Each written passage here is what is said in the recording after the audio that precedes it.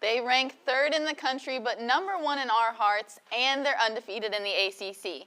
Of course, we're talking men's basketball. Thanks for sticking around. I'm Caroline Daly. The boys in Carolina Blue were looking good against FSU on Saturday. They looked good from the start with back-to-back triples from Harrison Ingram to give the Heels an early 11-point lead. But FSU came roaring back with 7 first-half threes of their own, including this one from Jamir Watkins. But as we've seen before against this Seminole team, UNC came back with big threes like this jumper from Cormac Ryan. But the Seminoles maintained the pressure. Freshman Elliot Cadeau was a powerful presence on the court with 16 points and 6 assists, helping the Heels secure their 75-68 win. The #1 ranked women's tennis team sent the Oregon Ducks flying back west on Friday. Carolina made quick work of the visitors in doubles with top-ranked doubles team Elizabeth Scotty and Reese Brantmeyer, going 6-0 in their set. The Heels headed into singles play where the dominance continued. Carolina swept the Ducks, not allowing Oregon to win one set. Annika Yarlagadda finished first, hitting the ball out of her opponent's range, and she was followed by Elizabeth Scotty, who had this backhand, and Forbes, who had a great day. Moving to Saturday, the team took on Kentucky, looking to book tickets to Seattle for the ITA Indoor Championship. Abby Forbes and Riley Tran secured the doubles point for UNC with shots like this overhead from Tran that ended in a little celebration. In a more grueling competition, singles went back and forth, but Fiona Crawley rallied, ending with an overhead to fire up the crowd. Superstar freshman Thea Radman won the singles match, and UNC took this one 4-0 to advance to the ITA Indoors. They head out to the ITA Championships in 9 days. The Gym Heels took on the Clemson Tigers on Friday night in Carmichael Arena, trying to break out of a losing streak. Carolina started out on vault. Isabel Schaefer excelled with a 9.75 and a perfect landing. But then the Heels struggled on bars with fall after fall. But still, Julia Noer showed out with her 9.7 routine. This changed during beam when Cameron Ruida had an outstanding routine and earned herself a 9.75. Finally, the Carolina floor routines did not disappoint, and Gwen Fink proved this. However, the Heels unfortunately lost to the Tigers 196.55 to 194.25. Tune into Sports Extra on Friday as we preview another exciting weekend of Carolina athletics, including the infamous Battle of the Blues. Back to you guys at the desk. Well, that Battle of the Blues, sadly, I did not get a ticket, but trust I will be repping the right blue from home. Thank you, Caroline. Following a road win against Virginia, the men's basketball team returned to the Dean Dome looking for another victory over the Miami Hurricanes on Monday night. Thanks for staying with us. I'm Caroline Daly. The Heels weathered the storm well in the first half thanks to shots like this three from Cormac Ryan and this layup from Elliot Cadeau, ending the first 37-32. Early in the second half, the Dean Dome was chanting for the one and only RJ Davis after he made back-to-back threes, putting the score at 64-50, and eventually earned a new career high and a new high for the Dean Smith Center at 42 points. Despite RJ's incredible game, the end became uncomfortably close for Carolina fans, as the Hurricanes reduced the lead to 2 points in the final few minutes. A back-and-forth battle of fouls concluded with free throws from Jalen Withers, and the Heels barely managed to come out on top, 75-71. The Heels will take on the NC State Wolfpack Saturday in the Dean Dome, hoping to make it a 4-game win streak. Now moving to Carolina baseball. The Diamond Heels battled the VCU Rams at Boshamer Stadium on Tuesday night after yet another rain delay. In the first inning, Anthony D'Onofrio blasted a double to right field, propelling the Tar Heels to an early 4-0 lead.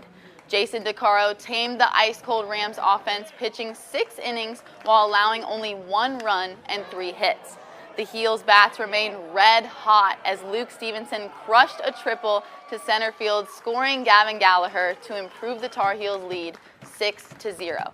The Diamond Heels bullpen would shut down the Rams' bats, leading to a Carolina victory 8-2. Last night's softball matchup against North Carolina Central University was nothing short of spectacular. The Heels unleashed an offensive onslaught, hitting a whopping 4 home runs in a single inning. Lexi Godwin was unstoppable, crushing not 1, but 2 homers in the same inning, while Isabella Emmerling added her second of the game. And let's talk about Reagan Carlson, making her collegiate debut with a bang, launching a home run in her first at-bat.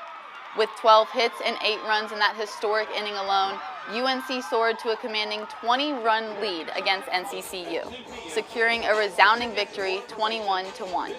They've set the bar high, leaving us all eagerly anticipating their next feat against Oakland University this afternoon. Stay tuned for another edition of Sports Extra on Friday, where we'll preview another exciting weekend of Carolina athletics. Back to you guys at the desk.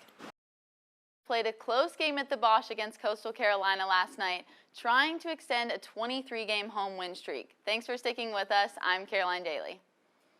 The Chanticleers scored 4 times in the second inning. Vance Honeycutt responded in the third inning with a homer to center field. Then after 2 scoreless innings, Alberto Osuna hit a dime to right field in the 6th, followed by a third homer in a row from Sweet Like Honeycutt in the 7th. In the 8th inning, Gavin Gallagher hit a single, sending Caleb Crost home to tie the game. Coastal Carolina scored on a single in the 9th, and the Heels couldn't find a response to secure the win, even with the bases loaded. The Heels fell 5-4, ending their record-breaking winning streak at the Bosch.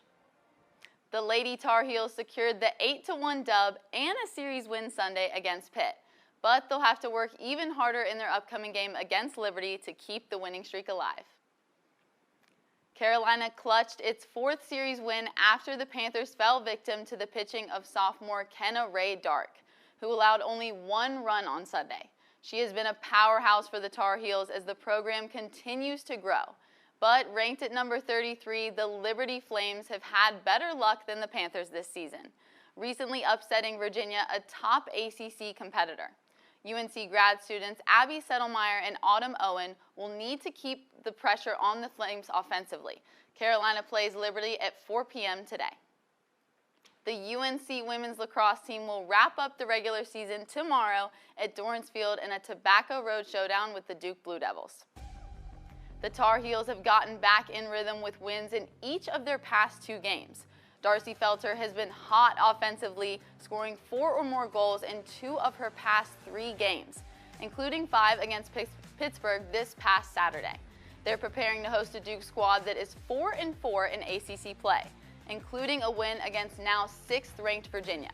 The Blue Devils have won 4 of their past 5, coming off a Senior Day victory against Louisville on Saturday. The Heels will need to stay on their A-game to close out the regular season with a win. Make sure to tune in to Sports Extra on Friday for the latest in Carolina athletics. There's a lot to look forward to here on campus, but Caroline, there's also a lot to look forward to internationally. Today marks 100 days until the start of the Paris 2024 Summer Olympics. The ancient tradition of lighting the torch took place yesterday. The Olympic torch was lit in the ancient Greek city of Olympia. The Olympics were first held in this city in 776 BC.